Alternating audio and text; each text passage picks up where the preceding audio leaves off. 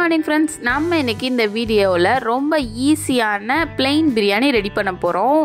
Welcome to Sri and mom life. அங்கே நம்ம வீடியோக்குள்ளே போய் பார்க்கலாம். நம்ம ரோட் சைட் காளான் கிரேவி ரெடி பண்ணுற மாதிரி நான் காளான் ரோஸ்ட் ரெடி பண்ண போகிறேன். முட்டைக்கோஸும் காளானையும் ஆட் பண்ணிவிட்டு அதில் தேவையான நம்ம ரெட் சில்லி பவுடர் நல்லா 1 ஸ்பூன் கிட்ட ஆட் பண்ணிக்கிட்டேன். Kashmir red chilli powder first add பண்ணியாச்சு. இப்போ நெக்ஸ்ட்டு கார்ன்ஃப்ளவர் மாவு நல்லா 2 ஸ்பூன் கிட்ட ஆட் பண்ணிக்கிட்டேன். சால்ட் நம்ம காளானுக்கும் நம்மளோட முட்டைக்கோஸுக்கும் சேர்த்து ஆட் பண்ணுறதுனால நல்லா 1.5 ஸ்பூன் கிட்ட ஆட் பண்ணிக்கோங்க. அகைன் நம்மளோட நார்மலான காரத்துக்குரிய ரெட் சில்லி பவுடரை ஆட் பண்ணிக்கோங்க. நல்லா 1.5 ஸ்பூன் கிட்ட. கரம் மசாலா நல்லா 1 ஸ்பூன் ஆட் பண்ணிக்கோங்க. கரம் மசாலா தான் நம்மளுக்கு நல்ல ஃப்ளேவர் கொடுக்கும். இது எல்லாத்தையும் நல்லா மிக்ஸ் பண்ணிட்டு இதை நல்லா ஊற வச்சிருங்க. ஒரு 1/2 hour இல்லை 1 hour வரை நல்லா ஊறட்டும். இது மாதிரி நம்ம காளான் ரோஸ்ட்டுக்கு ரெடி பண்ணி வச்சுட்டு நம்ம ஃப்ரிட்ஜுக்குள்ளே கூட வச்சுக்கலாம். வேணுங்கும் போது மட்டும் ஃப்ரெஷ்ஷாக சுட சுட போட்டு கொடுக்கலாம். நம்ம நல்லா மிக்ஸ் பண்ணி முடிச்ச உடனே மசாலாஸ் எதுவும் தேவைப்பட்டுச்சுன்னா இந்த டைமில் காரத்துக்குலாம் ஆட் பண்ணிக்கோங்க. ஃபைனலாக நம்மளோட 4 ஸ்பூன் கிட்ட மைதா மாவு இல்லை கோதுமை மாவு கூட ஆட் பண்ணிக்கோங்க. இதில் கோதுமை மாவு ஆட் பண்ணோம்னா கொஞ்சம் கலர் நம்மளோட ரோஸ்ட் ப்ரௌனிஷாக வரும். ரெட்டிஷாக பியூர் ரெட்டிஷாக வராது. மைதா மாவு ஆட் பண்ணோம்னா தான் நம்மளுக்கு நல்ல டார்க்கான ரெட்டிஷ் கிடைக்கும். காஷ்மீர் ரெட் சில்லி பவுடர்லாம் ஆட் பண்ணதுக்கு ஹோம்மேடு ஃபுட்டாக ரெடி பண்ணணும்னா கண்டிப்பாக நீங்களுமே கோதுமை மாவே ப்ரிஃபர் பண்ணுங்கள். டேஸ்ட்டில் எந்த டிஃப்ரென்ஸுமே தெரியாது. கலர் மட்டும்தான் சேஞ்ச் ஆகும். நெக்ஸ்ட்டு நம்ம பிரியாணியில் ஆட் பண்ணுறக்காக ஃப்ரைடு ஆனியன்ஸை நல்லா ஃப்ரை பண்ணி எடுத்துருக்கேன். நல்லா கொதிக்கிற ஆயிலில் ஆட் பண்ணி நல்லா வறுத்து எடுத்துருங்க. நெக்ஸ்ட்டு நம்மளோட பாஸ்மதி ரைஸை நல்லா நான் 10 minutes கிட்ட ஊற வச்சு எடுத்துருக்கேன். ஸோ ஊற வச்சதில் இப்போ நம்ம வேக வச்சு எடுக்க போகிறோம். ஒரு 80% குக் பண்ணாலே போதும் தான். இந்த தண்ணியில் நான் 2 ஸ்பூன் கிட்ட நெய் ஆட் பண்ணியிருக்கேன். இந்த இதிலேயே பிரியாணி இலை, ஸ்டார் அனீஸ், பட்டை, கிராம்பு, ஏலக்காய், ஜாதி பத்திரின்னு சொல்லி இருக்கும். அதையுமே நம்மளோட சூப்பர் மார்க்கெட்ஸில் அவைலபிளாக இருக்கும். அதையுமே ஆட் பண்ணியிருக்கேன். இதுதான் நம்மளோட பிரியாணிக்கு நல்ல ஃப்ளேவர் கொடுக்க போகுது. கொதிக்க வைக்கும் போதே சேர்த்து கொதிக்க வச்சிடணும். நம்ம பாஸ்மதி ரைஸை நல்லா ஊற வச்சு ஒரு 10 minutes நல்லா கழுவி வச்சாச்சு. இப்போ தேவையான சால்ட் ஆட் பண்ணிக்கோங்க. நம்ம எடுத்திருக்க அளவுக்குரிய ரைஸுக்கு மட்டும் தேவையான சால்ட் ஆட் பண்ணியிருக்கேன். பிரியாணிக்கு நம்ம தனியாக சால்ட் ஆட் பண்ணிக்கலாம். நெக்ஸ்ட்டு நம்மளோட அரிசி எல்லாத்தையும் ஆட் பண்ணியாச்சு. ஊற வச்சுருக்கதை இந்த சுடுதண்ணியில் நல்லா கொதிச்சு வரட்டும். ஒரு 5 to 6 minutes வரையும் கொதிச்சாலே போதும். 80% நல்லா குக் ஆயிரும். சைடில் வச்சுருந்த கேஷ்யூவை அப்படியே கருக விட்டாச்சு. இதை கிண்டிக்கிட்டே இருக்கும்போது குக் ஆகிடுச்சான்னு செக் பண்ணுறக்குள்ள நம்மளோட ரைஸை நல்லா வடிகட்டி எடுத்துட வேண்டியதான். ஃபாஸ்ட்டாக வடிகட்டி எடுக்கலைன்னா நம்மளுக்கு அப்படியே சுடுதண்ணியில் இன்னும் குக் ஆகிடும். ஸோ ஃபாஸ்ட்டாக வடிகட்டி எடுத்து வச்சு வேறு இதில் ட்ரான்ஸ்ஃபர் பண்ணி வச்சுருங்க.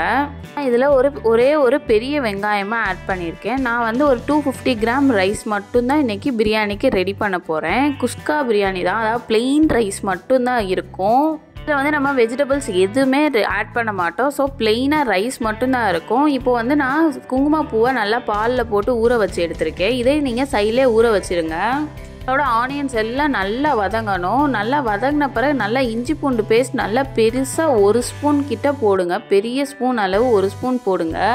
இந்த நார்மல் பிளெயின் பிரியாணியில் நம்ம எதுவுமே ஆட் பண்ணவே இல்லை. ஜஸ்ட் இந்த இஞ்சி பூண்டு பேஸ்ட்டோட ஃப்ளேவர் நல்லா ரிச்சாக இருக்கணும் நம்மளுக்கு. ஸோ நீங்கள் இதுக்கு நல்லா பெரிய ஸ்பூனாக 1 ஸ்பூன் போடுங்க. கீழே அடிப்பிடிக்காமல் இருக்கிறதுக்கு நல்லா பார்த்து குக் பண்ணுங்கள். நான் ஒரு பெரிய வெங்காய கணக்குக்கு 2 தக்காளி ஆட் பண்ணியிருக்கேன். ஸோ 2 தக்காளியை குட்டி குட்டியாக நல்லா நறுக்கி இருக்கதை ஆட் பண்ணிக்கிறேன். நீங்கள் இன்னும் கொஞ்சம் அதிகமான குவான்டிட்டி ரெடி பண்ணிங்கன்னா இன்னும் கொஞ்சம் இதிலே டபுள் மடங்கு ரைஸ் பண்ணிவிட்டு நீங்கள் ஆட் பண்ணி யூஸ் பண்ணிக்கோலாம். இது எல்லாமே ரொம்ப ஸ்மால் குவான்டிட்டி தான். என்னோட புது ப்ரெஷர் குக்கர் பார்த்தாலே தெரியும். வெறும் 2 liters தான் பிடிக்கும். அந்த இதில் தான் நான் குக்கே பண்ண போகிறேன். இது நம்மளுக்கு நல்லா மடங்கி வதங்கணும். தக்காளியெல்லாம் நல்லா வதங்கணும். அப்போ தான் நம்மளுக்கு பர்ஃபெக்டாக இருக்கும். பிரியாணியில் தனித்தனியாக தோல் தனியாக இது தனியாக தெரியக்கூடாது. நெக்ஸ்ட்டு நம்ம தக்காளி வெங்காயத்துக்கு தேவையான ஒரு 1/2 ஸ்பூன் கிட்ட நான் சால்ட் ஆட் பண்ணிக்கிறேன். நீங்கள் 1/2 சால்ட் மட்டும் ஆட் பண்ணுங்கள். இன்னும் கொஞ்சம் எக்ஸ்ட்ரா சால்ட் ஆட் பண்ணிங்கன்னா நம்ம வெஜிடபிள்ஸ் எதுவுமே ஆட் பண்ணல. ரைஸுக்கு வேறு ஆல்ரெடி சால்ட் ஆட் பண்ணிட்டோம். ஸோ செக் பண்ணிவிட்டு கரெக்டாக ஆட் பண்ணிக்கோங்க. நெக்ஸ்ட்டு கொஞ்சம் எண்ணெய் விட்டு வரணுன்றக்கா லைட்டாக தண்ணி ஆட் பண்ணியிருந்தேன். நல்லா தக்காளி மடங்கி நல்லா வதங்கிருச்சு. இதில் தேவையான அளவு நம்ம நல்லா ரெட் சில்லி பவுடர் ஆட் பண்ணியிருக்கேன். 1 ஸ்பூன் கிட்ட ரெட் சில்லி பவுடர் ஆட் பண்ணிவிட்டு ஃபைனலாக நம்ம வந்து நல்லா சாப் பண்ணி வச்சுருக்க புதினாவும் மல்லிச்செடியும் ஆட் பண்ணிடுங்க. இதை வந்து நீங்கள் அப்படியே கூட மல்லிச்செடி புதினாவை ஆட் பண்ணலாம். குட்டி குட்டியாக சாப் பண்ணணும்னு தேவையில்லை. ஆனால் எங்கள் வீட்டில் கிட்ஸ் வளர்க்குறனால நான் குட்டி குட்டியாக சாப் பண்ணி தான் ஆட் பண்ணுவேன். இந்த பிளெயின் குஸ்கா பிரியாணியில் வந்து நம்மளோட புதினாவோட டாமினேஷன் தான் அதிகமாக இருக்கணும். இந்த பிரியாணியில் நம்ம 70% கிட்ட புதினா தான் ஆட் பண்ண போகிறோம். மிச்சம் 30% தான் வந்து நம்ம நார்மலான மல்லிச்செடி ஆட் பண்ணுங்க. நம்ம நல்லா 80% குக் பண்ணி வச்சுருக்க பாஸ்மதி ரைஸை அந்த பிரியாணி இலை எல்லாத்தையும் சேர்த்தே ஆட் பண்ணிடுங்க. அப்போ தான் இன்னும் நம்மளுக்கு எக்ஸ்ட்ரா ஃப்ளேவர் கொடுக்கும்.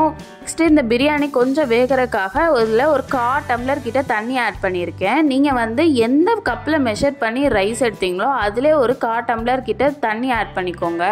இது வந்து நம்ம லேயர் பிரியாணி மாதிரி பண்ணுறனால கடைசியில் வந்து நம்மளுக்கு மசால் இருக்கும், நடுவில் ஒயிட் ரைஸ் மாதிரி இருக்கும். நெக்ஸ்ட் மேலே வந்து நம்ம புதினா மல்லிச்செடி எல்லாத்தையும் கொஞ்சோண்டு கட் பண்ணி ஆட் பண்ணிக்கிட்டேன்.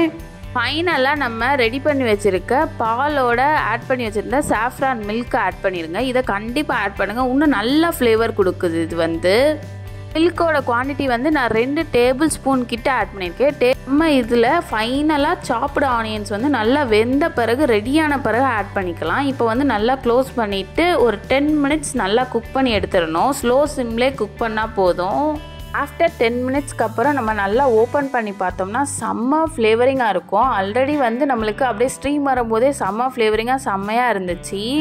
நம்ம ஃப்ரைடு ஆனியன்ஸை ஆட் பண்ணோம்னா அது ஒரு தனி ஃப்ளேவர் கொடுக்கும். கண்டிப்பாக நீங்களும் ட்ரை பண்ணி பாருங்கள். ஃப்ரைடு ஆனியன்ஸ் வந்து சூப்பரான ஃப்ளேவரிங் கிடைக்கும்.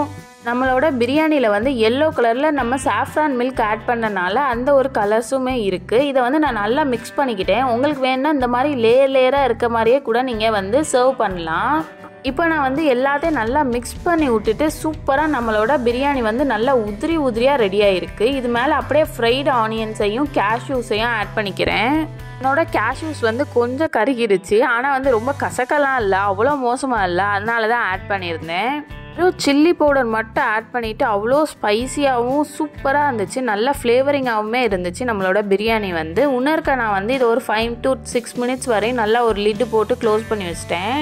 நம்மளோட பிளெயின் பிரியாணி அவ்வளோ சூப்பராக செம்மையாக ரெடி ஆகிடுச்சு. ப்ரெஷர் குக்கரில் பண்ண பர்ஃபெக்டான பிரியாணி ஜஸ்ட்டு 10 மினிட்ஸ் தான் ஆச்சு நம்மளுக்கு வந்து.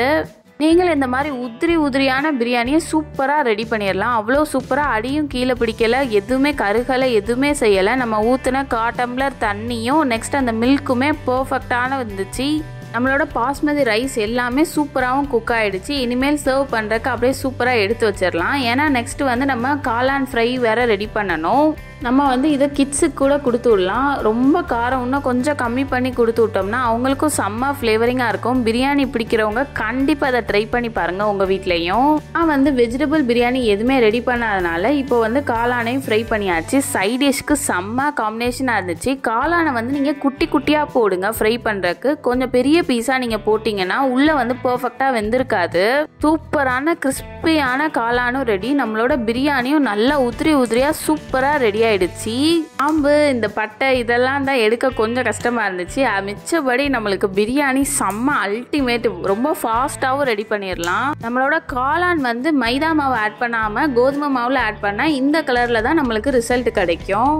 ஃபைனலாக நம்ம டெசர்ட்டுக்கு வந்து வீட்டிலே ரெடி பண்ணி வச்சுருந்த தேன் நெல்லிக்காய் அவ்வளோ சூப்பராக செம்மையாக இருந்துச்சு. நல்லா குக் பண்ணி வச்சுருந்தேன். செம்மையாக கெட்டு போகாமே இருக்குது. நானும் வெளியிலே வச்சு பார்க்குறேன், சூப்பராக கெட்டே போகலை. நீங்களும் இந்த பிரியாணி ரெசிபியை கண்டிப்பாக உங்கள் வீட்டில் ட்ரை பண்ணி பாருங்கள். வேணும்னா பிரியாணியில் பன்னீர் இல்லை சிக்கன் கூட ஆட் பண்ணிக்கலாம். Tata by.